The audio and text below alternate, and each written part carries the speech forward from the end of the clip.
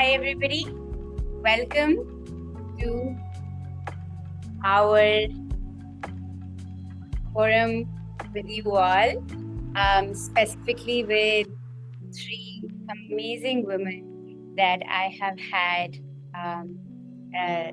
good fortune to observe and learn from. As we're letting people in, um, we're gonna I was going to wait for a while, but I think we actually have enough people to just get started. And as people kind of pour in, we can, accommodate that. So yes.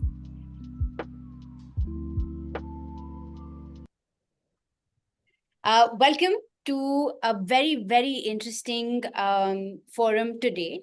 I just wanted to set the context for why we are here and what we are going to be trying to tackle today. I am Arshia.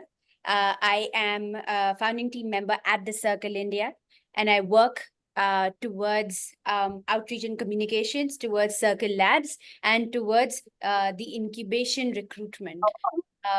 I have been watching the progress across the past three cohorts now, and we're now in the process of finding a fourth cohort of entrepreneurs. We have had some amazing people join us.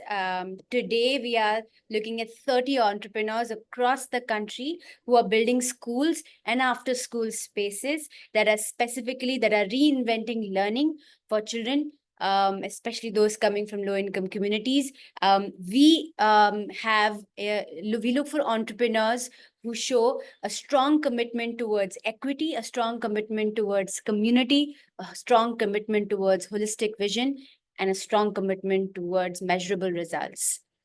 Apart from those four things, our entrepreneurs are diverse across geographies, across identifiers, across the models that they are building as well.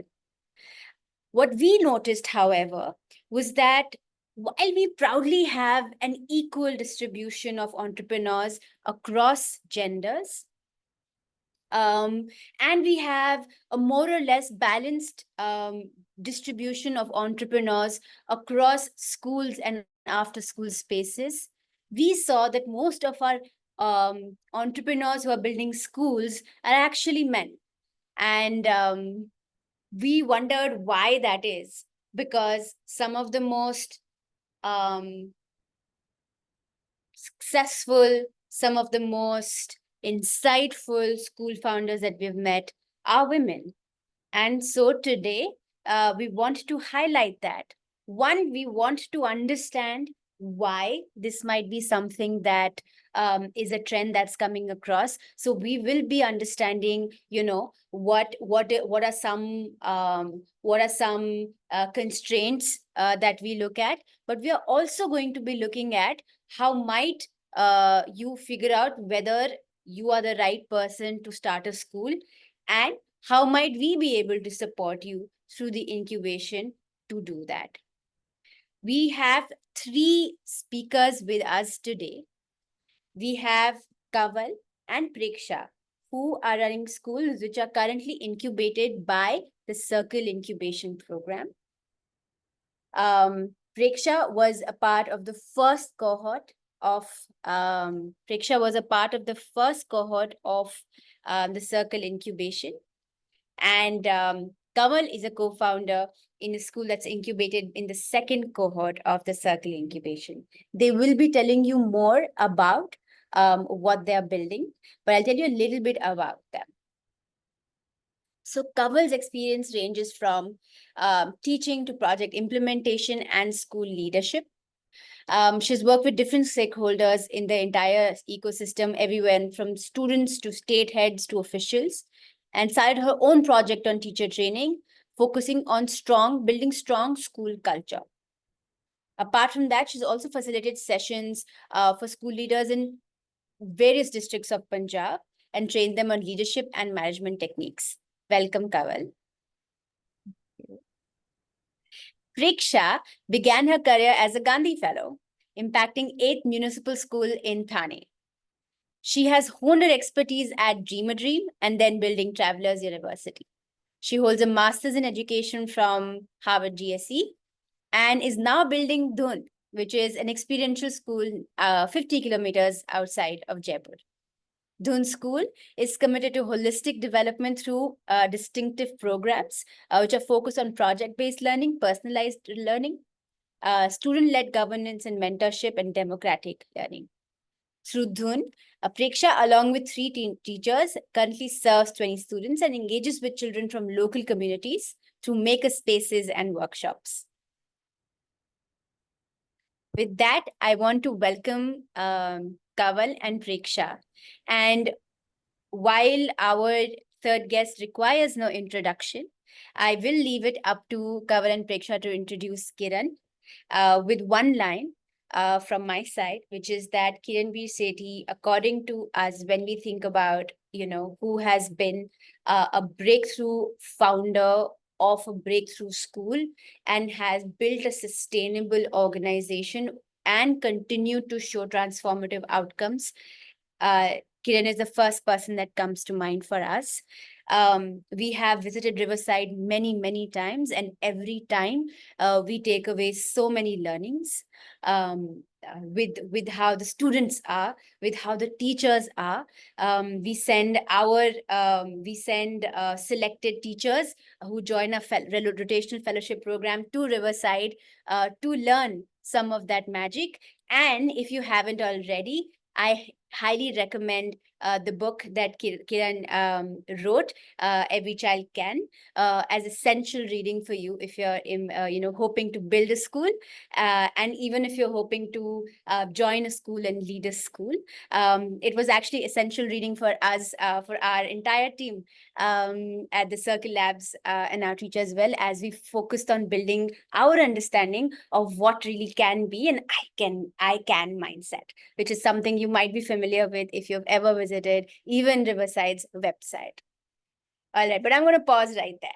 I'm going to start first by giving over the spotlight to Kaval and to Preksha. I will be giving you guys sharing options as well.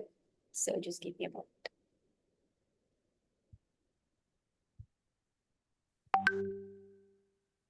Thank you, Arshia, and thank you for giving the opportunity to share about our journey. I will just take a second. I am sharing my presentation. So hope you can see it.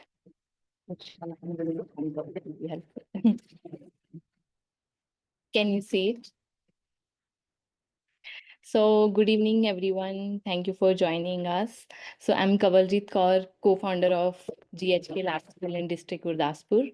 And I also belong to a very small village in District Gurdaspur, which is 10 kilometers from the Pakistan border. So because of the border area, access to for me to everything was limited. Either it's education, transportation, or getting newspaper at home on time. So I was a sincere student, and my family supported me for the education. And I'm the first person from my whole paternal family who studied beyond 10th grade. To complete my education, my family sent me to the hostel, and living outside gave me exposure. I became aware, confident. So I started thinking that because I got the opportunity to continue my education and study, live outside, then what about the children who do not have these opportunities? But at the same time, I had the dream to join forces. So I wanted to serve the country. But I was not able to clear the exam. So when I was thinking to join the force, at the same time, I got to know about Teach for India. And when I went to the assessment center, and the whole way the Teach for India was working inspired me. So I was the person who never wanted to be a teacher to become a forever for teaching. So this is how Teach for India made me interested in the whole education. So I was working in Teach for India from 2016 to 19, and in 2019, whenever I came back to Punjab, the problem of Punjab, I started seeing the drug addiction, migration. We started giving me pain, and I wanted to do something about it. So I came back to Punjab with whatever I had, and with the passion to make change in the education, and it's that kind of thought. So I worked with different organization as a teacher trainer, curriculum developer, and in 2021 I felt that there is a work I want to do at a deeper level, and I want to create a space for the students where they can uh, come by their choice, the way learn the way they want, they can choose what they want, how they want. So when I was thinking all of that time I met Pahul, who was also thinking on the similar line, who came from USA to Punjab to support children for education in Punjab. So this is how our vision aligned, and we started the organization officially in 2023, Team Uplifting Punjab, under which we started GHK Lab School. So I will tell little bit about the school, why we felt that this is required.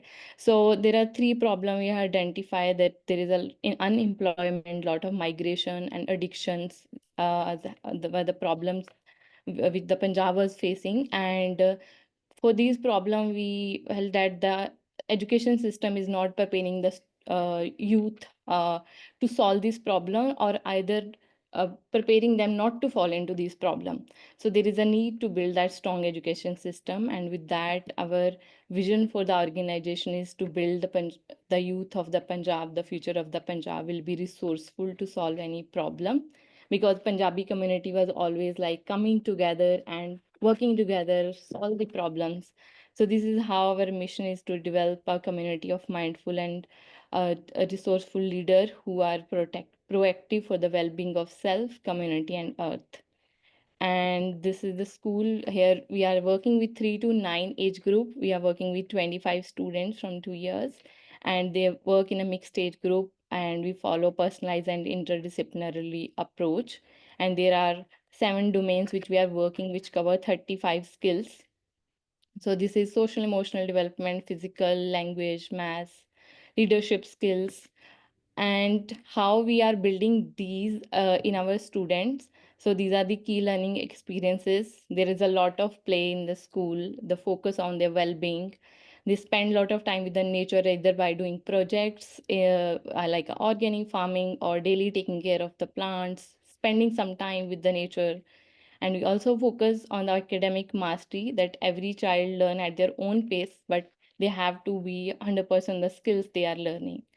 And we want our student to be prepared, want them to be a social enterprise, start their entrepreneurs. So we are building their business skills, so that once they will grow up, they will not look for the opportunity outside, they can start their own work.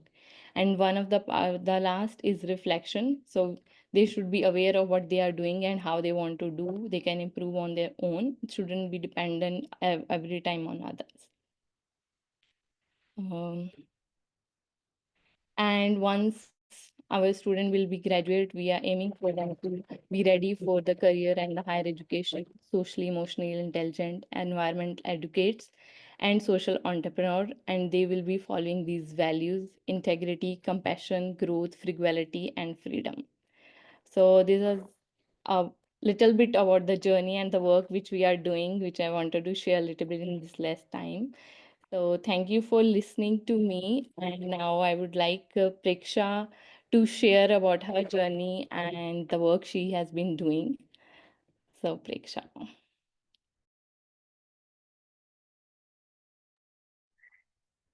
Thank you, Kaval.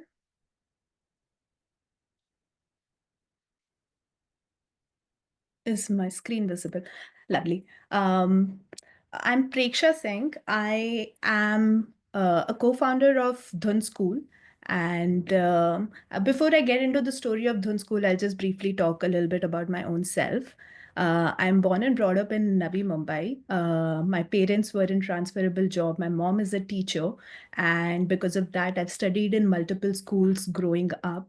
And most schools were in Maharashtra, and most of my early years have largely been about either living with either of the parents and going through the school system. But as I was studying in the school system, one of the challenge and the pain point that I felt through the system was that I always felt unseen and unheard. As I finished my schooling or my college, I still had somewhere a thought about what am I good at? What is it that something I can do? What is it that is my unique position in that space? And all of this journey essentially led me to take my own travel journey for a year where I've studied from various different systems out there. I have traveled and learned from the Krishnamurti models of school, the Gandhi school of thought, the Aurobindo model of thoughts. And essentially, this allowed me to understand what are the different ways in which education can be looked at. In my journey, I came across Dhun about 3 years back. Dhun is an incredible space that has been in the making for more than a decade. A group of people have been converting a barren land into a thriving bioreserve. And as we speak of it today, it's this school, as Arshia, this place, as Arshia mentioned, is about 35 kilometers from the Jaipur city. And now, as it stands, we have hand planted about 300,000 trees. There are more than 180 species of birds that comes into that. And it's integrated with the regional ecosystem. There are so many water bodies that has built into the space. So about 3 years back, when I walked into this space, I met these two boys, Kunj and Veer.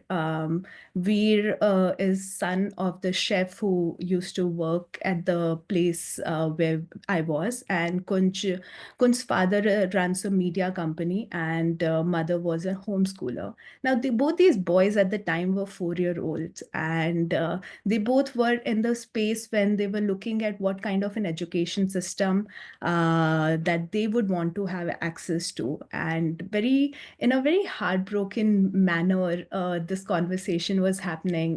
For Kunj, the whole world was available to him. His mother is an amazing storyteller. Father is immersed in the creative land where Kunj gets to meet people from a variety of different walks of life. Whereas for Veer's father said that for me, the obvious choice that I have to send my child is the local government school because that's what he can access. And this is where it was the founders of Dhun and Dhun School. We were all thinking and ideating about what the school needs to be, and it became a very natural progression for us to think that as nature knows no boundaries, there's no like 500 acres or 100 acres, and the nature stops becoming one and changes into another. Similarly, for us, it became important to know that the education system that we are building has access, can allow for children from various different kinds of backgrounds to come together. And that is how the idea of Dhun School started shaping up. It is an now as it stands, it is a experiential learning environment, and it's set in this bioreserve. And as I mentioned, children have access to a lot of natural surroundings, and being placed in this thriving ecosystem, there is a lot of people from global communities and regional ecosystem that come and access to this place. I will also be sharing a small 1-minute video snippet for you all to have a more closer understanding of this place. Let me know if the volume is visible. Now we are trying to do things that Zone is actually apply that knowledge solving real world problems. We need to change the mobility industry to be more sustainable. There's a person who wants to solve the mobility problem in the region for himself and for his friends. He builds EV vehicle using waste material. यानी कि हमारे गांव में क्या गर्मियों के समय में लाइट वगैरह चली जाती है ना, दिक्कत होती है, तो मैंने सोलर लाइट लगाई है जो दिन में सोलर से चार्ज हो जाती है और रात को अपने आप जल जाती है. The ownership of making a solution and then seeing it come to life is a very strong feeling for a young person. मैं मून पे जाऊं, गिटार बजाऊं, ये मेरा सपना था, क्योंकि मैं सीख सीख के पूरा कर सकता हूँ. Learning is a part of life and it happens in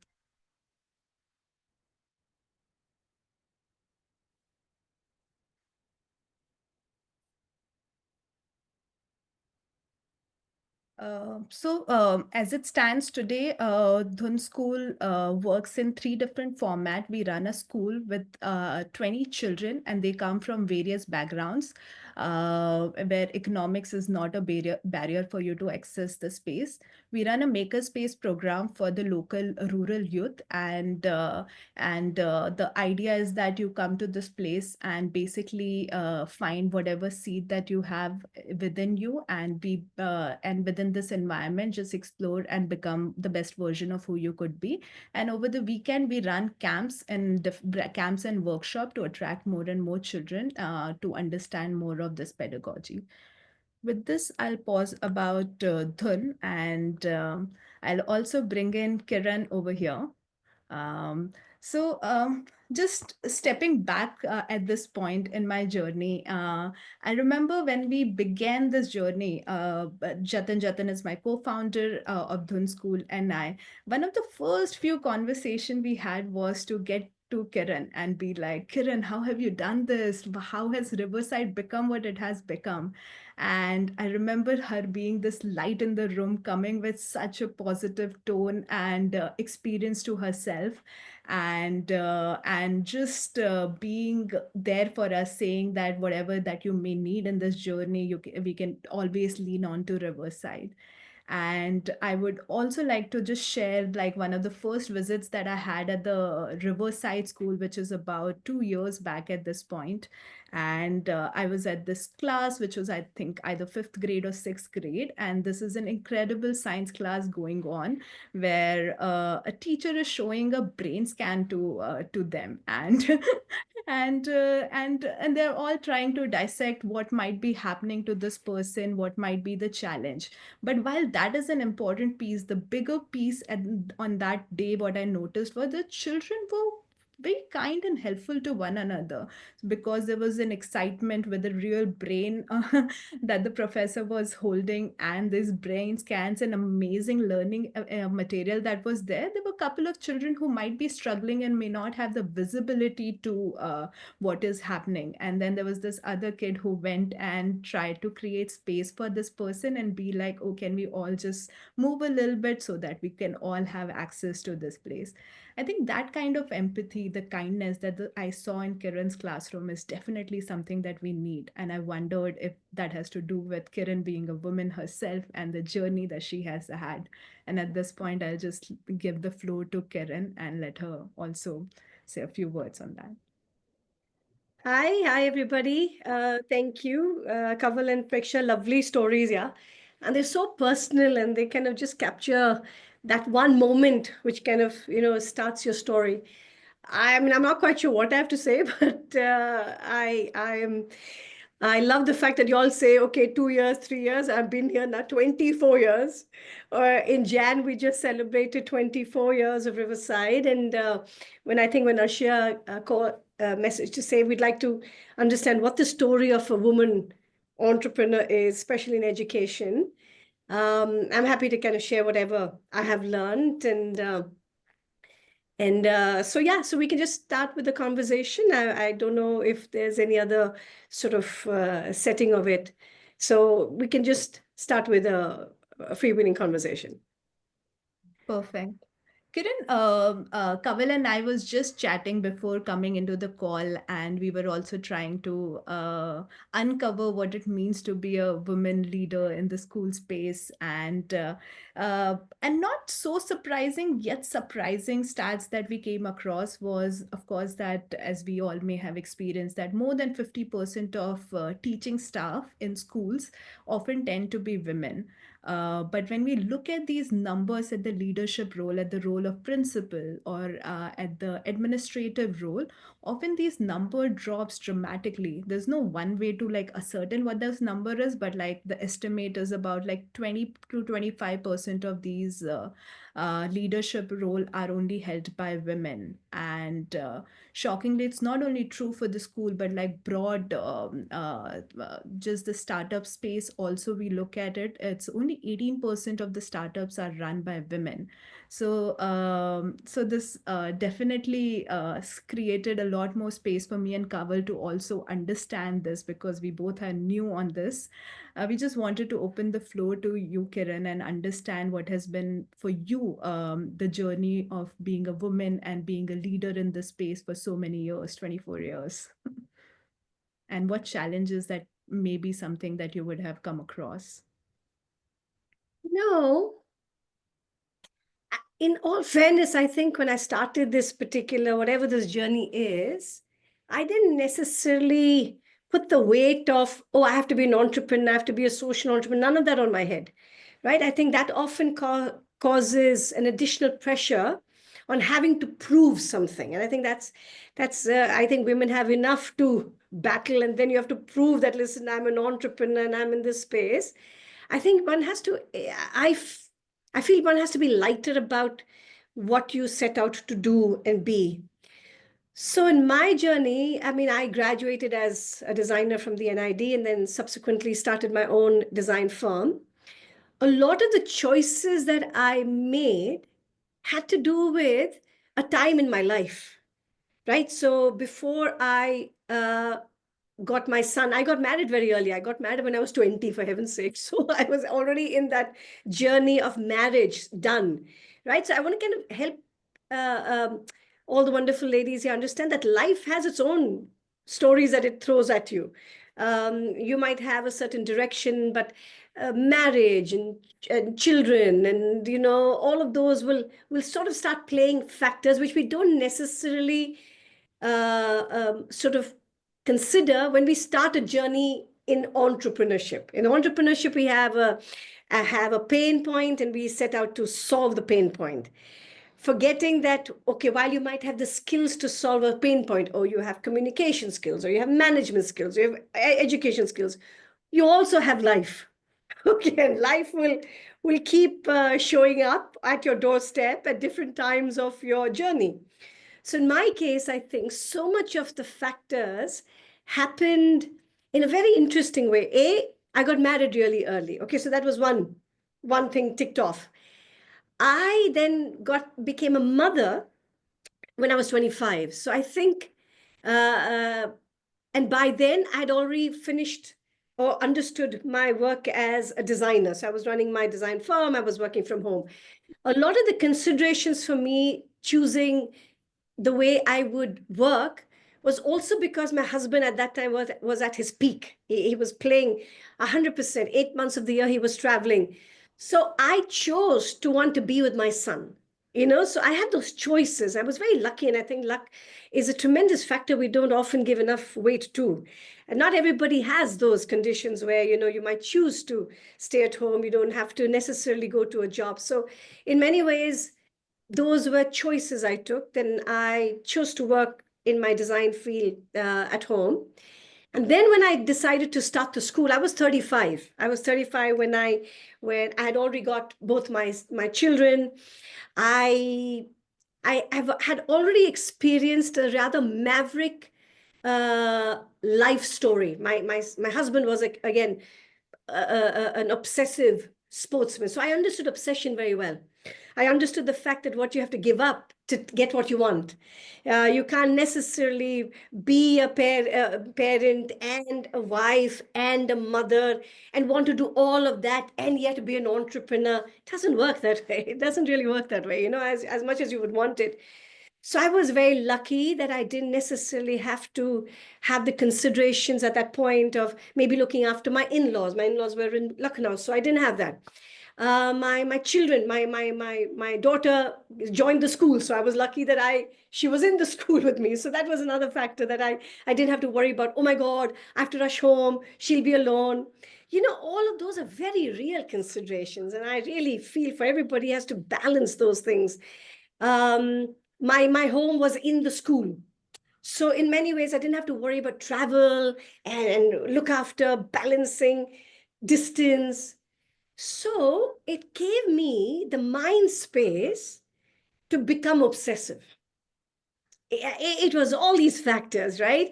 And I often see young women who've come to me in the past for mentoring. They'll say, you know, Kiran, I want to work on this, But then I have to get married, and then I have to go, and then my husband will say this, and my in-laws. And I totally get all of that. These are absolutely real life considerations that one must understand. And I think in my journey, a lot of those. Okay, so in many ways, my personality helped. I'm a pretty shameless personality. Like if I don't want to go for marriages and mundans and weddings, I just don't want to. So I very early on chose that if it was work and my home, these were the only two that were in my headspace. Nothing else. So I chose to, over the years, completely remove the distractions. So in many ways, I became super antisocial, and all of those things that I didn't really care. My mother-in-law would say, "Kya beta, ek to shaadi pe aa jao." And I said, "Mom, I have no interest." And I think when they realized how much of the work was taking my time, they kind of figured that, "Ha, theek hai, isko rehne do." So you have to even prove it. You can't be alsi. You can't say, "Boss, I'm going there, not do really work," and then say, "Shaadi pe nahi aana, mundan pe nahi aana," right? So in many ways, I think the personality was good. My person who I was married to was equally mad. So that was a lot of marriages don't necessarily work with a partner who can really be confident enough to let the woman live out her life. I'm telling you. So I was super lucky there. My children didn't necessarily demand, "Oh my God, I have to sit with you and I have to do this thing." I swear to God, I never sat once with them for the work they did. I had so much tremendous belief in them. I knew all my other children needed me more. My children grew up with that confidence. So interestingly, my daughter's an entrepreneur. My son runs his own music studio. It's all kind of been, I think, in many ways, the osmosis of the environment that they're around, to see both parents who are trusting of each other and the road. I did speak to Arshia regarding this difference between intensity and consistency. I think somewhere we keep forgetting that. We think, "Oh, kaam bahut karna hai. Abhi kaam bahut karna hai." And for 2 years, you'll get super caught up and super happy, and you'll do a lot of the work. And then you'll totally get fatigued by the amount of intensity that you're putting. And I went through that also. Boss, the first 7 years, I was mad. There was the intensity with which I worked was not only because I didn't know the space, I had to understand the space and work and with the team. Bahut sara kiya. And then I realized if I had to be of any use in this space, specifically in education, because education, if you're running a school, unlike if you're running an after-school program, there's a commitment and it's a marathon race. So consistency is what is needed from you. You might have peaks of intensity, but it really asks you to understand consistency. You have to show up every day, and you have to show up every day. And you have to be positive every day, because your fatigue, your "look at me, I'm working so hard," doesn't serve anybody. Kisi ko koi padi nahi hai. These are choices you're taking. Nobody really is needing an explanation of why you're working so hard or why you don't choose to work, right? Both ways work so well. So I think I understood the balance between the intensity and the consistency piece. So that allowed me to pace myself a little bit more. That allowed me to understand which times I needed intensity and when all the conditions were there. Of course, did it mean that everything worked? No, my daughter was diagnosed with type 1 diabetes when she was 13, around 15 years ago. That meant in and out of hospital many, many times. And I have actually chosen to be at school and not be in the hospital with her. And I regret those moments maybe, because I've realized that, I had somebody with her and I could then go because there was something needed from me at school. Much later, I realized that I would like to ensure that I was her mother also. And in fact, last year when she got married in December, and in the beginning of the year, she said, "Mama, this time you have to be a mama." So I said, "Of course, I will be best mama." But then 23 years, I was not necessarily that. So I don't have any guilt. I don't have any great pressure on that, because I knew what emerged from it was so much good that came from the team, came from the work, that came from the space we are. So yeah, so I think I would just maybe my only, now in hindsight, I get wisdom. And that time I didn't know, but I'm just saying in hindsight, I kind of understand we forget that there's a skill set for the work we do and there are factors of the life we live. And they both have to be considered if you want to be, especially in education, running a school. And I keep making the distinction between a school and an after-school program. After-school programs have the luxury of turning off whenever they need to, okay, and stopping and saying, okay, now exams are coming and I want. A school, if you have committed to, and you have children, and the children have a long story with you, then you must be more aware of the considerations that are not necessarily always in your control. Your skill set is in your control. How much you learn is in your control. How much you want to work is also, but everything else is not necessarily at your time and in your schedule. And those sometimes might come and disrupt or put a little bit of a spanner in your story. So these are, I think, some of my learnings I've had. Thank you, Kiran, for sharing. And I never been to Riverside, but I got the aa jao, cheti aa jao.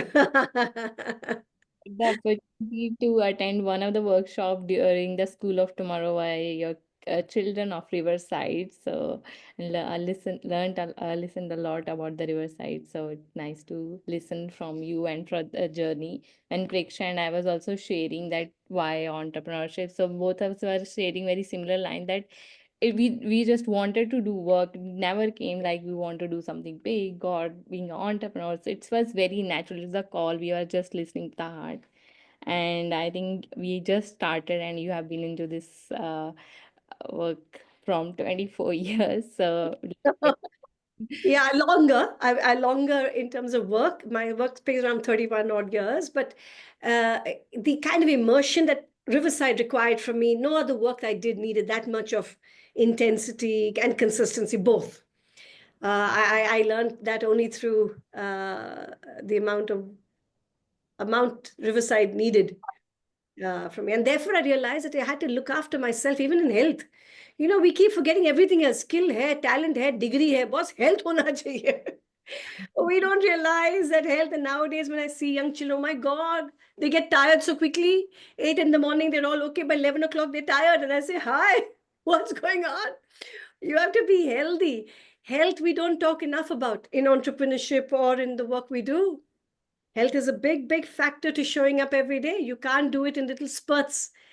And that also I've realized over time. I was touch wood, very healthy for the longest time. Only most recently I've had bouts of, a little bit of this thing. And I realized, yaar, agar ye tha in the beginning of my journey, nothing would have been possible. So I would encourage all of the people here, B12, vitamin D, make sure you get all your checks done regularly. Make sure that you are healthy. It's a big factor, huh? It's a big factor in your journey of entrepreneurship, your journey of anything in life, yeah. thank you for sharing that. So one of the things we want to know from you that you are also from the design background and then moved into the education. And we were also looking at the one of the example. This is one of the our friend who talked. He's working on AI, so that so currently there are, if we look at the car design, and there was one research happened where came out that the chances of women getting injured in an accident are more than men. And there are some of the reason that because most of the men are in automatic industries, and there are also biases when the cars were designed that not more women are going to drive these cars. And when they do this dummy crash test, then still the women's are not considered, the women body is not considered, and it is still happening. So like you're from the design background, want to know, like, as in the education sector there are more women are working as a teacher or as a school leaders, but there are more men who are designing the structures and the policies. So how does what are your thoughts on it? Like in education, how does it matter who is designing the system, policies, and the processes? I don't think gender has to do with any kind of solution and design. I think insights of the user are what shapes the solution. So yes, I think women, and I'm just looking, women have possibly the skill of listening more. Men have the skill of telling more. So in that nuance, I think I'll tell you a very interesting exercise we did in terms of an action research about all the girls we got together and the boys we got together for scientific experiment. We wanted to really study this fact that do boys tend to have a proclivity towards science and less with girls? And what was fascinating is that all boys got together. They needed to complete the task. They were not interested in understanding what was happening. Okay, so they said, "Oh, let's get together. Time is there. We are competitive, and we'll finish the task." Okay, so it got done faster. Whereas the girls had this thing about the stories. And let's just decorate the paint. There was a slowing down. In design, the slowing down is a far greater skill set. We keep saying to find possibility, you need to have plausibility. You need to be okay with slowing down. And I think most, and I don't want to generalize this, I've just seen it in the places I've met. I have, of course, seen many men who have been fabulous designers who tend to slow down and really kind of value insights. I've also seen the reverse in both. So in my limited understanding, at least in the people I have met, I think it is to do with the fidelity to the process, not necessarily your gender. So I would say if empathy and the first step in design and the solution is to understand, and there are certain dispositions of how to understand, it is the listening, it is a story, it is the going back and forth. I've seen it done from both genders. I don't think that's really an issue. So I think it's really, it's a set of skills you develop. And like in any education, the education in design gets you to develop that skill. It's not very easy. No, not very many people across genders like to slow down. They feel very important when they do things, not when they are thinking about things. So it's an interesting balance that that I have seen happen. But overall, I think I've seen women. I don't know about if it's a women thing. I think in education, however, why there are more women, unfortunately, the decision to become a teacher is not necessarily competency or a great desire to be in front of children. I think it is a convenience. And that often has come in the way of our practice, right? The education space has often been riddled by this thing of there is no respect for teachers. Teachers' profession doesn't have the kind of standing. It's also because so many of the people who take up teaching, especially in the younger years, is out of convenience. अच्छा है, पास में है, timings ठीक है, holidays ज़्यादा मिलते हैं, सारा girl women का center है, तो आप safe रहोगे. So the considerations have never been about competency, about building empowered children. Those have not necessarily been the reason I take up teaching. Well, Teach for India was one of the things that came in and said, let's change that. Let's choose competency. Let's really make that become the reason, not because of convenience. I think that is where we need to do a way better job of choosing it, not out of convenience, but of deep commitment and competency.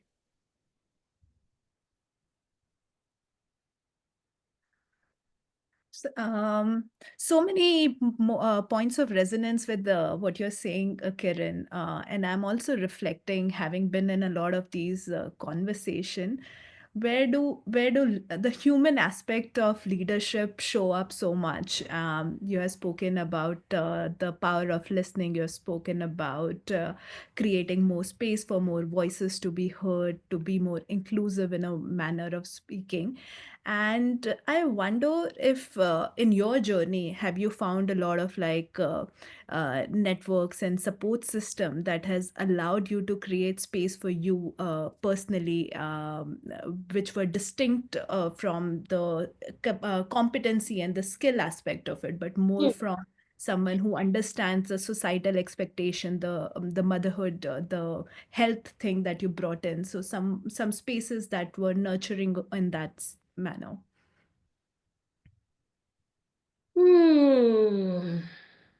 No, I think the what I was really grateful for was the support system that let me do what I needed to do.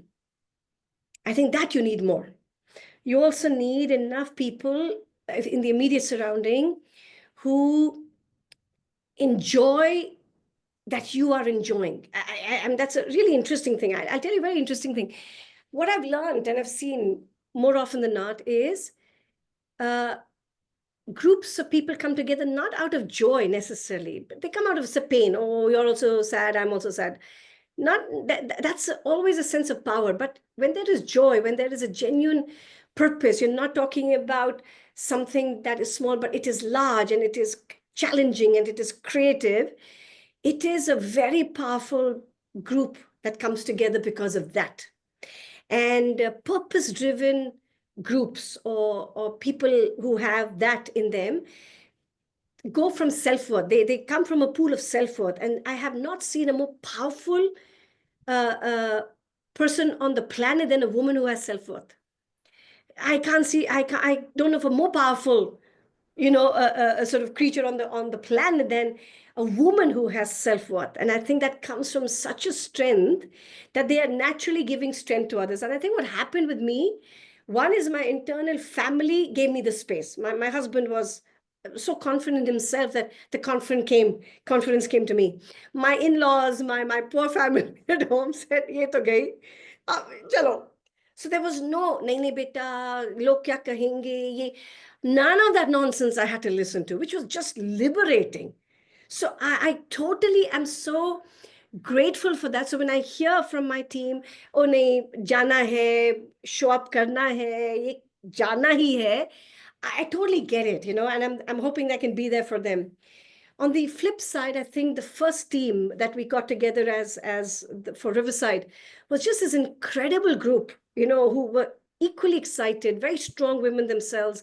And so in many ways, we fed off each other, we leaned on each other in a manner that says, let's go together. So you need even very strong men who become very strong allies. We keep forgetting that. We just think, oh, our women bonders. And I think I was super lucky to have that. When I was in doubt, I think I had my go-to people. I had a couple of my people who I would go to, so that was really great. I could go to that. And I think my role model, Mr. Mahatma Gandhi, I have his cutouts all over the place. So when in doubt, no, I would go and stand in front of him. I said, Gandhi ji, why am I feeling so tired? I have to still do a lot of work. So I'll stand in front of him, breathe a little, look at him and say, shit, I have to meet you when I go up into the skies with you. I better do a lot of good work. So in many ways, that I think you need to have a couple of these people around you that become your goalkeepers, that become your allies. And you have to have joy. You have to have a sense of humor. You have to take yourself a little bit more lightly because the work you do is so tough. And to become self-congratulatory, to take it all in yourself, the spotlight cannot be on that. So I think in many ways, I would say eat dark chocolate, watch Govinda movies. All of these are very, very good to make sure that you are showing up one more day, again with joy and compassion. Your work doesn't need your fatigue. That I realized very early on. The work doesn't need your, oh my God, look at me, I'm working so hard. It doesn't need any of that. It needs your joy. It needs your presence. It needs your curiosity. That's what I think I was lucky to have figured out, and then held on to that for all of these years. Yeah.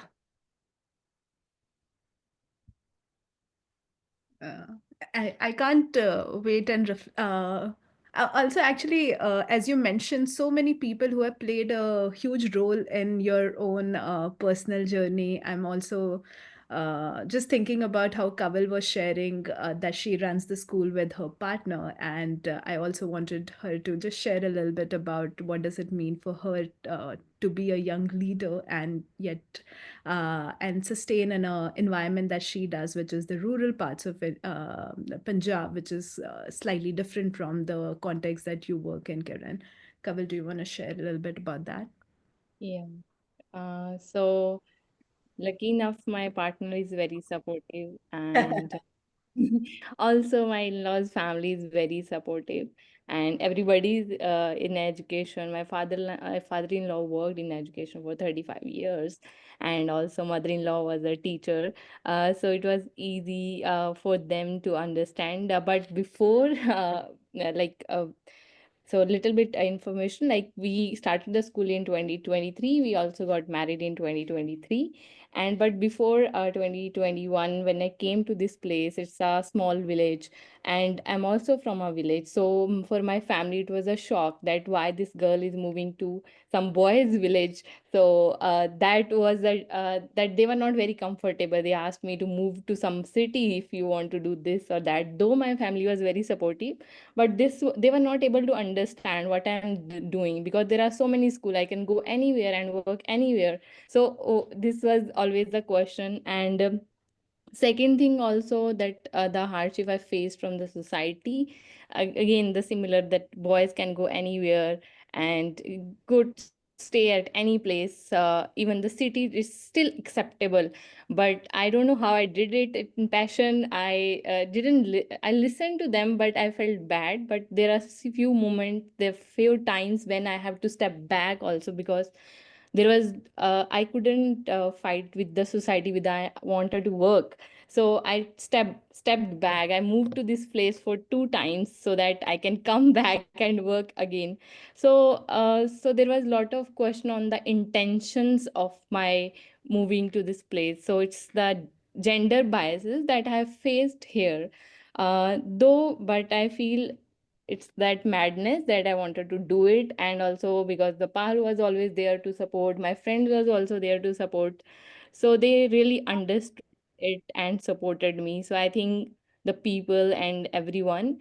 And one more thing is that working in a rural village, which is very far from everywhere. Earlier, I was working in Delhi, Chandigarh. So access to people with whom you can share intellectually, talk, do intellectual conversation is easy to find. But when I came here and it became difficult, but because of the circle incubation whole program, the network of people have grown. There's so many people who visited from USA, from all over the India. So it felt supported because of all this, all of that. So I feel it's there was challenges, but because there was that conviction and commitment to do that, it made me to go through all of that, and that's what we are doing now and will be doing forever. Uh, also, I want to know little bit from Preksha, because it's very different from you when I got to know about your story, because you are from Mumbai and then moved to Jaipur in a very rural place, and you even don't belong to that place. So what made you move, and how you are doing there, and all the challenges and what you are loving there? You can share that. Thanks for asking that, Kaval. I think I'm still discovering my response to why Jaipur. At the moment, I would just say serendipity. My journey, the Gandhi Fellowship is definitely housed in Rajasthan. It started there. So somewhere the beginning of my exposure to education sector at depth somewhere was in Rajasthan. But quite honestly, that had nothing to do with me moving to Rajasthan. I When I moved, this was the second wave of COVID just closing, and I had just come back from US after my master's program, and I was waking up to this idea of working at the intersection of environment and education. And the bunch of people I met at Dhun and the crazy work that they've been doing for a decade was like a definite yes. Like it just was a very instinctive, a gut feel that I need to just go here, try it out, give my everything, and figure it out. I think that was the only thing that I knew, and rest of the story is emerging. It's still growing.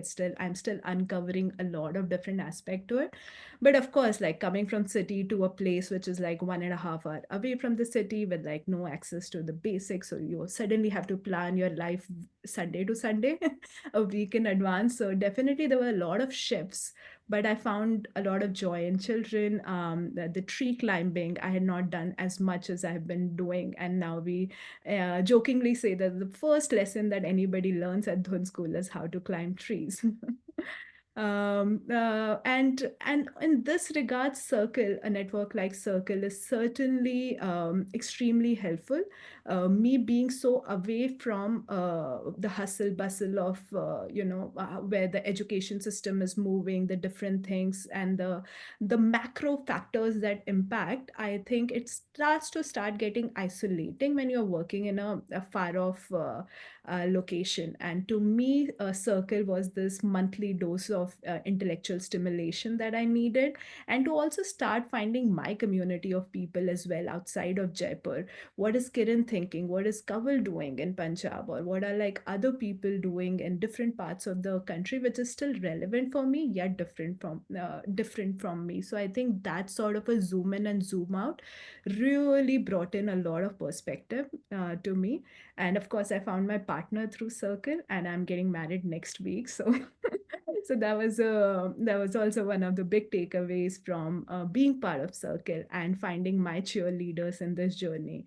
And luckily for me, my partner, who is from Bangalore but has moved now his life to Jaipur, so that I can build this out. And I'm suddenly becoming our project as well, where we both have like all our hearts and energy in trying to figure out. And as Kiran was mentioning about consistency versus intensity, I feel like this finding a partner and that's kind of a support in him definitely makes it a lot more about doing it consistently over a longer period of time and not having to juggle between the different choices that I may have otherwise have to take. Yeah. I think, yeah. Amazing. Wow. Let's just take a moment, friends, to just like absorb all of that. Thank you so much, Kiran, for sharing so many tidbits. I tried to capture as many of them as possible, but there were some really, really cool things that you shared. Thank you, Kaval and Preksha, for sharing, some of the leaps you've taken right at the beginning of the journey. And now I would love to open it up for some questions from our guests. I know there were some questions up above, but if you do have questions, there are two ways that you can put it down in the chat box and then we can come to you, or you could raise your hand and we could come to you as well. Yeah. All right. Awesome. Khushi, and then Ranjana. All right. So Khushi, do you want to unmute yourself and ask this question? Yeah, definitely. Hi, I hope everyone's doing well. Yes. Thank you so much that I came across this webinar and I'm really enjoying all of these views. I had a question as an aspiring entrepreneur in education, given that I'm just 22 right now, completing my master's, and I want to take up this journey as soon as possible. I wanted to know that what kind of research or experience should I begin with on this journey? What kind of unlearning is required to start a unique, holistic after school program?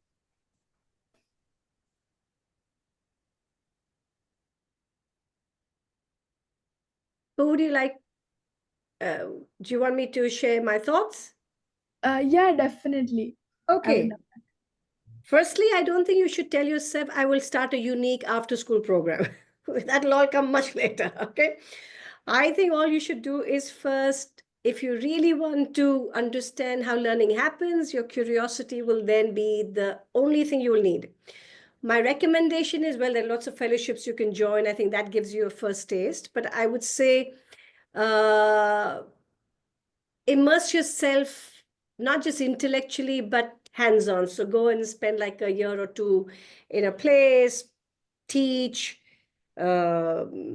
just do that for at least a couple of years before you kind of then figure out what in education you're really excited about. Right, that definitely makes sense. Thank you. Okay. Do you guys want to add anything, Preksha, Kaval, to that? Nothing new. I think I will also say the similar thing because before working into the education, something for education. We need to know more depth of the work which is happening in the education sector, and then we can figure out what's the need. Yeah, lovely. I think that was very sharp observation there, Kiran. Ranjana, would love to hear from you if you're still here. Yes, hello everyone, and I'm so glad that I'm getting to chat with Kiran ma'am, Kaval ma'am, and Preksha, and especially that I followed Riverside over the years, and I'm super excited and so proud that I'm able to have a chat with you today. Ma'am, there are two things I would like to know from you. First is I'm from Delhi, and the education scene here is that students are attending regular school, and alongside there's a parallel universe, educational universe that runs, which is the tuitions. So how is the scene in Ahmedabad? Is it pretty much similar? When I see schools like Riverside, that gives me hope, but then I feel if at the end of the day children are still banking on tuitions, then where does even the best of any kind of education system leaves us with? So that's my first. There are two questions. This is the first one. And the second one is that I see your infectious enthusiasm. You know, I'm also a passionate educator. I would like to believe that. So, but to run a school and to start my own school, would require an equally motivated and, you know, go-getter team. I'm in the position of a coordinator right now, and doing my bit was easy, but getting things done, it's a different ball game altogether. So how do you build that motivated, passionate team? I mean, there might be people who are, but then how do you get everyone on board? So first is tuition, second is motivation. Ma'am, if you would like to answer that. Yeah. The tuition culture, I have to tell you, is not necessary because they need extra work. The tuition culture is also because of the trend of two parents working. I cannot help you. It's more a babysitting center as well, right? So in many ways, it becomes an opportunity for children to. Children don't want to stay at home also. They are more than happy to go off somewhere and spend extra time outside. So it isn't necessary always because I don't know something and therefore I need extra work. I've seen that wherever parents are even capable, even when they are, but most of the parents, young parents are working, both of them are having to travel. There's a sense of comfort to say, okay, banda gaya hai, is occupied because there's nobody at home as well. So things have changed even in terms of lifestyle. So I would say the tuition culture, for good or bad, is going to stay, because even in terms of just the amount of time parents might have to look after or be at home, or one person is at home, is getting maybe less. So there are multiple factors. So that's one thing about the tuition culture. In terms of motivated team and etc., I think, and this is something I've learned over time, you get the team as they are, but you have to build them to who you want them to be. It's unfair to say, oh, I don't have good teachers, or I don't have good passionate things. And that is a responsibility you have to take. Investing in people is possibly the greatest leadership skill you need to have. You need to have patience. You need to really love people. You really need to want to be around people. You know, it's not a transactional relationship. You know, and it's a very selfish idea to build people because you really cannot be everywhere. So you want to get really good people to be in front of your children. I find that that's not what people are willing to do. It's so much easier to say, banda kharab hai, teacher is not capable. But what have you done? And that's patience, and that is deep commitment in people. It is unrelenting love. I'm telling you, love and joy is not something we think about as considerations for building people and wanting people to stay. So I find that if you ask me, Kiran, how many days do you work on professional development? I'll say 365 days. Even a hug is a personal development, a walk, sharing, common joke. Also, because when people feel good and feel valued, they will do work of value. It isn't the other way around. So I think something I learned, it was first intuitive, because like I told you, my personality is slightly whack. So it was intuitive. Then it became very intentional. It became a very intentional understanding of how do you build personal and professional development. You have to first respect and then expect. So I would say that has been a team. And then, of course, now the team has terrific leadership that does the same thing. But it is at the heart, deep love, deep care, deep commitment, deep belief in people. It is not just B.Ed qualification and get PhD in chemistry. Yeah, get PhD in smiling. I will start from there. We don't even smile yet anymore. Dukhi man mere. Who wants to be around that? So it's so many other things other than just the professional development. And yes, I think the biggest thing I learned was moral authority. I did my leadership, for whatever you call it, leadership was not because my tag said leader or a coordinator on my door. I don't have a principal's cabin. I don't have a staff room in the school. It was just learning. I still am there for the first 10, 15 years. I taught full time. I was building the building. I was understanding. I was documenting. So much of it came from moral authority. I was not telling you what to do. I was showing you. So the show not tell became a leadership a skill set that was just because of the fact I didn't know education. So badhiya tha. I had to learn. We were all learning together. So it is so wonderful that in hindsight, that became the reason why Riverside does the thing it does, because there's moral authority in the leadership. Wow, wonderful, ma'am. Thank you so much. And if you want to be a part of it, any kind of teacher Aja, development aja, for a aja. day or two, is there a formal process for that? Sorry, I'm cutting into other people's time. Yeah, why don't, yeah, I think maybe you can just drop Kiran a DM Partially, that you can connect or with me. me. Yes, absolutely. We Thanks, can God stay bless connected. you. Thank you. I'll do Thank that. you, ma'am. Absolutely. Friends, we have a lot of people that still want to ask questions, but we don't have as much time. So we're going to try our best to reach as many people. Adil, would you like to ask your question? Yeah, I will go quick. So just to explain a quick background of my question, I started working very early. Like I was HOD of a school at the age of 18 or 19. Then I dropped out from that thing and started my own after school project.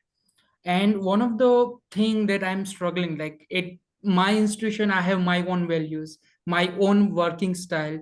Like as Kiran has like fun lovely thing, I have the separate our fundamentals, everything, and which doesn't match with the school. And as a students, they have to go to school, and there is this clashes going in the school behavior when they come to our institution. And like we don't focus on the marks, we don't focus on all the aspect of the life as such, but they do, like they really do, because they have to be at school, right? So how to manage that classes, and what the mindset of a student shall be built, because ultimately they have to suffer. Ultimately, they have to suffer. Ultimately, bichara, they do suffer. Okay. I think maybe Kaval and Preksha might be able to respond to this.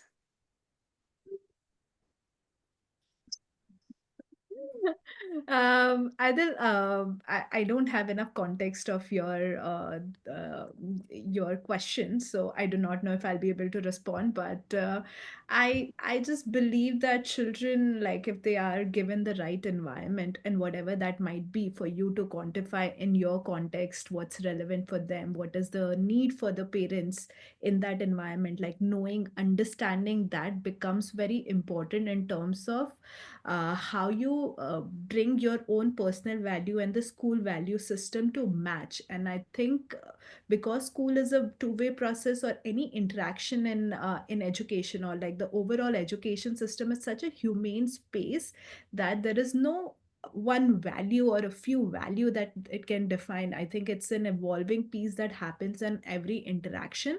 and I think just being present to that, and also allowing yourself to evolve with that, because Adil is also growing as a leader. Like, for example, I have grown a lot in last 3 years, and what I may have started with is not something that's true for our children today. And if it's not, I think being willing to change with that is important. I would also like Kaval to respond if she wants to add something. I just wanted to understand the age group of the students because and with whom you are working, and also at my place here the values matters a lot to me. But I think if the children's values are different and your values are different, so yeah, there might be need to come together and look for the values which are common for both of you, so that it can work well in the system. So it's like, it's not, for me, it's not also right to impose my value on somebody else. Can I also just recommend again? I know I said this earlier. I know Kiran won't talk about it, but her book has some really cool stuff around this. Like, how do you build like a social contract? I think there are many examples there where the students only have come up, okay, this doesn't work for us, you know? So let's work together to make sure that this works for us.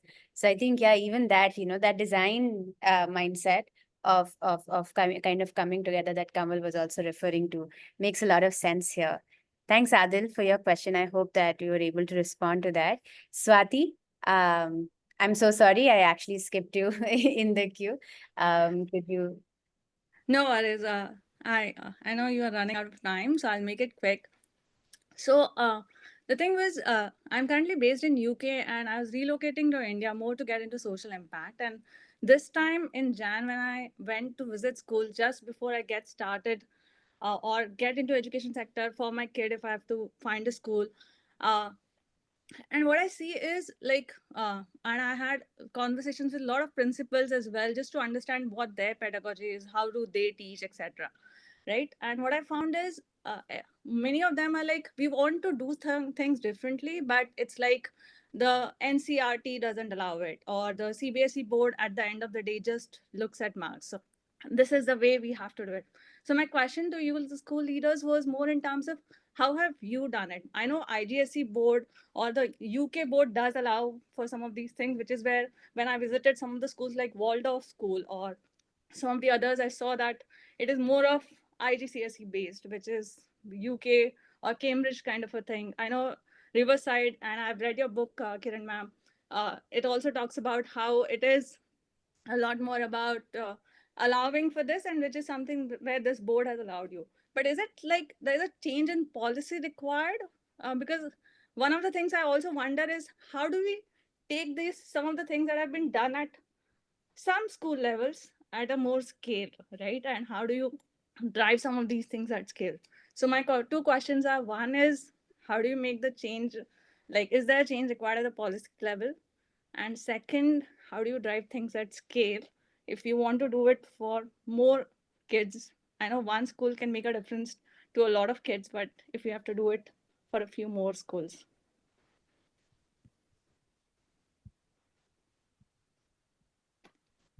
Anyone? Kiran ma'am, Yeah, to start with. Two things. One is, I think your question is incorrect. I think the question is not about whether the board. I think the disconnect is the board doesn't determine what your program is. Let's be first clear about that, right? The board is an evaluation board. When somebody doesn't want to make the learning meaningful, it is not because the board or the policy doesn't allow. It is just the lack of effort in getting to do something that is more meaningful, right? A lot of the entrepreneurs here have challenged that same thing. We've all been through the same sort of pedagogical practice in our childhood, and we've questioned that. So I think, like, I remember when Riverside started, I didn't even know the board. I didn't even know which board I would finally align myself to. I was completely disinterested in that. What I wanted to do is, can learning be more meaningful? And in that curiosity and that journey, the board easily gets done. That's the easy part. Getting kids to sit for the board is the easiest part. Boss, they don't even have to come to school for that. There's Khan Academy for that. They don't need to come to school, right? So let's be very clear about that. So the idea of the value proposition of a school would be dependent by what you want to set up to do. So let's put that aside. I think the piece of scale is an exciting thing that you're asking. And I think that scale piece is something we've tried to, and I'm sure there are a lot of models on that. But I think what happens is scale only happens with frameworks and templates. It doesn't happen with content. And a lot of some really great models that have happened in the world have not taken the effort to codify. And that is where the magic is. And I mean, I've done a lot of work around that. And I think if you read in the book, the codification is the charm, boss. It's like a recipe book. And we've not had the effort to do that. And I would encourage all of the young entrepreneurs, if they're getting into it, please codify. Create templates and frameworks that can travel to scale and can live beyond your life story. And I think in there, we're right now working with 1,000 government schools in Gujarat. We're working with the governments in Bhutan. We're working across 9 countries. It is the frameworks that have traveled because context is a framework. We're not teaching content. We're saying a context-sensitive framework can then travel the world. And I think there I feel education is not done enough in the codification. I would encourage everybody here who possibly is in the fair to give you just one thing to take away. Please remember your stories have to outlive you. Your work has to outlive you. And outlive you not just in your life story, but your tenure. So very often we say, oh, 5 saal hai, but it has to outlive your tenure as well. Otherwise, you'll keep rehashing it. You'll keep coming back to something. A new leadership will come. They'll say, ye nahi chalega, wo nahi chalega, ye kyun kiya? And that's where we've not done enough of a job to tell the stories and the journeys of learning. So I would say codification, let's go to scale. And your purpose of running a school gets you to challenge the norms. So both both can happen. Thank you. Last question. Yes, Ashia? So, yes, I would love for us now to close out. To close out the convo, actually, I would love to hear from all 3 of you. I'm so sorry I won't be able to reach everybody, but there were 2 questions that had come up, and I would love to kind of blend that together. To Kanwal and to Preksha, I'll ask the first part, right? How do you find your why? And how important is a sharp why, especially when starting the school? And then I would love to close it out with adding a layer on top of it for Kiran, which is then how do you continue to balance it with the demands of the market? Kanwal, let's start it.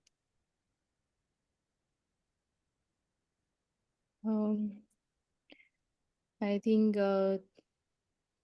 it's not like one day I thought like I want to start a school and then I started. I think the whole the access to education I got, and the access I did not got, that made me think, and also a lot of factor played.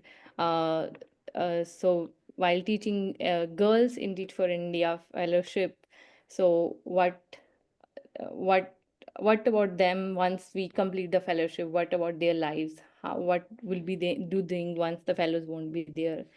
So I think it's like a lot of experience came together, and then also understanding that initially I wanted to work with adults, then I wanted to work with the like 13 to 14, and then like no, it's very late, we need to work on the very younger children who are into 3 to 8 age group where the maximum development is happening. So it's like the process which made me feel like this is what I needed to do. Like working in education was always there, but where exactly I need to start, it came with the experiences and this thought.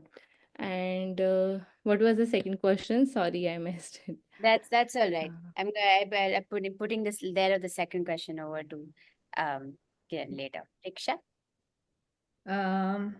Knowing your why, Ashya, I think is the one of the most important bit of doing this. And also like piggybacking on what Kiran said earlier, to be on the journey for a longer period of time. I think why is something that continues to bring me back to it, continues to center me. There are like so many moments in a very relatively shorter journey when you feel like, this is not going anywhere. You go and interact with the government officials, which would be on a very different tangent to like going to the parents' body for whom the markers of learning are very different than to your team, and then to just the rigor of building a school. I think it does tend to get tiring. It does tend to and also like there's so many frameworks out there to think about your whys, to think about this, about why you are doing something that you're doing, and it's easier to get lost than to know what your path is. And somewhere knowing your why as strong as you can, even if it's just a felt sense, I feel is something that has centered me. The articulation of that why has evolved over time, certainly, but I think the place in me, the space in me where I drive that strength from, that basically indicates my why. The story I tell myself is something that I actually revisit quite very often, and it is something that's quite alive in me in most interactions that I have with children on a weekly basis. That would be that for me. Thanks, Preksha. Kiran. What was it again? So the first part of the question was, how do you find your why? And how important is it as a sharp why? And then how do you balance it with the demands of the market? No, you never change it with the demands of the market. You always keep it true to the child, right? Never to the demands of the market. So I think if you're very true to the child, that itself is serving what the market might need. But if you take your eye off the child, or you take your goal of the child, then it doesn't matter. Then you become an entertainment center. So I think it's really super important to say it's not the market that drives the chain. It is always never take the eye off the child. Wow. Ta-da! Amazing. Thank you so much for that, Kiran. And thank you so much, Kiran, and everybody who stayed back. We are definitely well past our time. I really, really appreciate all of your time. There was so many insights here. For all of y'all who've joined and who are hoping to be school entrepreneurs and who feel like you resonated with some of the insights that Kiran, Preksha, and Kaval shared, then please do register for the Circle Incubation. Our registrations are open and our application is going to be open next week. So if you want to start a reinvented learning space, which is like Riverside, which is like GHK Labs, which is like Dhun, then apply for the Circle Incubation. We're waiting for you. And Kiran, thank you so much for joining us. And read the book. Yes. I mean, yes, absolutely. I'm fully like saying that and endorsing for sure. And Preksha, Kaval, thank you so much for joining, for bringing your stories and for asking your insightful questions. Bye, everybody. God bless. Thank you, everyone. Bye-bye. Everybody who's here, we're just going to quickly open the feedback poll. It takes 30 seconds. Kumkum, could you just open that quickly?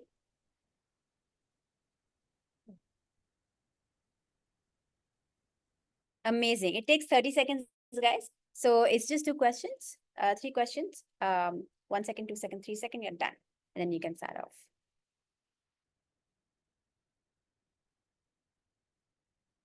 It's really, really helpful for us to know how this space went for you. So we'd love to hear from you. All right, 8 people have already responded. This is how quickly this happens. 11, 12 have responded already. Amazing. Awesome. We already have 70% people have already responded, just waiting on 30% of you. Oh, wow. Only 15% are left. Okay, awesome. I think we're at end. Kumkum, you can close the poll.